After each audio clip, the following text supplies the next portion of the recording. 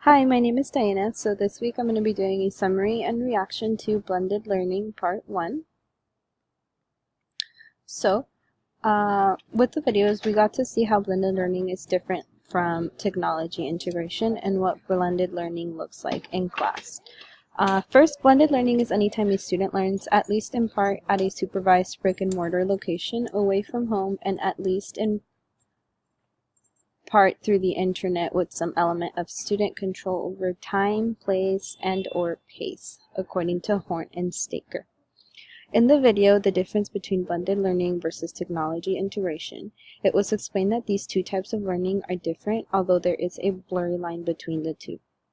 Technology integration is simply using technology in a class to make things more efficient. Blended learning requires a connection between online and offline work, student collaboration and control, online class preference, and repurposed classroom time, like flipped learning.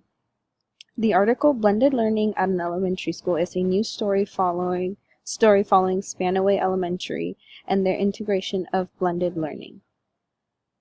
Most students interviewed felt engaged and liked learning this new way. They get to play games and have lessons, all while aligning with classroom instruction. In this school, they use the rotational model where students separate into different groups, one with the teachers, others do hands-on work, and the rest are on computers. In the article, Using Blended Learning, Evidence-Based Practices, the author described ways in which this learning style could be incorporated. The authors agree with Horn and Staker's definition of learning. They discuss that there are 4 main benefits to this learning style. They include meeting students' educational needs, improving student-to-student communication, reducing average per-student cost, and improving learning outcomes and lowering attrition rates. Another important point they made is that the success or failure of blended learning depends on how well the online and face-to-face component are connected. Lastly, they describe different learning models which differ from K-12 education, higher education, and in-training environment. Some models include face-to-face, rotation, flex, or online lab. The videos truly helped me understand the insight of what blended learning is like and what it aims to achieve. I feel like this method of learning is a way to capture students' minds, especially young ones. I appreciate the explanation and the difference between technology integration and blended learning, because from this get-go, I would assume that blended learning is simply including technology into teaching. However, that's not the case.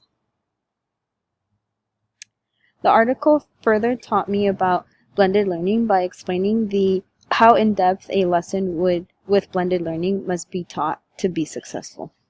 I like how the authors wrote that blended learning is also not a one-size-fits-all.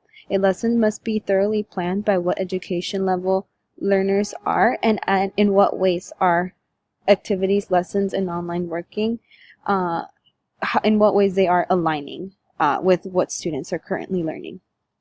Overall, reading this, I think I would enjoy trying this learning style. It seems like the interaction between students, technology, and the instructor could be something that captures my attention into the subjects to be learned.